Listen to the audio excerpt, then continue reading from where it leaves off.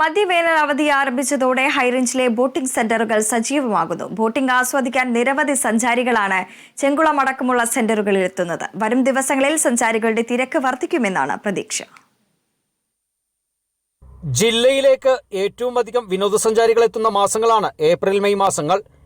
വിദ്യാലയങ്ങളടച്ച് മധ്യവേനൽ അവധി ആരംഭിച്ചതോടെ ഹൈറേഞ്ചിലേക്കുള്ള വിനോദസഞ്ചാരികളുടെ വരവും വർദ്ധിച്ചു. ഇതോടെ ബോട്ടിംഗ് സെന്ററുകളും കൂടുതൽ സജീവമായി. ബോട്ടിംഗ് ആസ്വദിക്കാൻ നിരവധി സഞ്ചാരികളാണ് ചെങ്കുളമടക്കമുള്ള സെന്ററുകളിൽ എത്തുന്നത്. பயங்கரமா இருக்கு, சூப்பரா இருக்கு.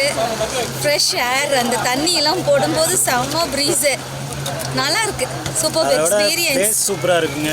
போட்டிங் அவர் பண்றது செம்ம போட்டிங்.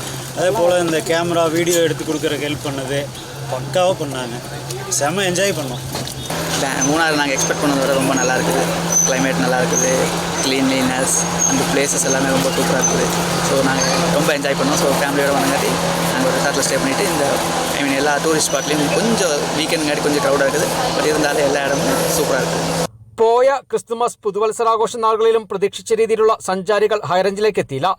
ഇത് ഈ മേഖലയിൽ നിന്നും വരുമാനം കണ്ടെത്തിയിരുന്നവർക്ക് തിരിച്ചടിയായിരുന്നു.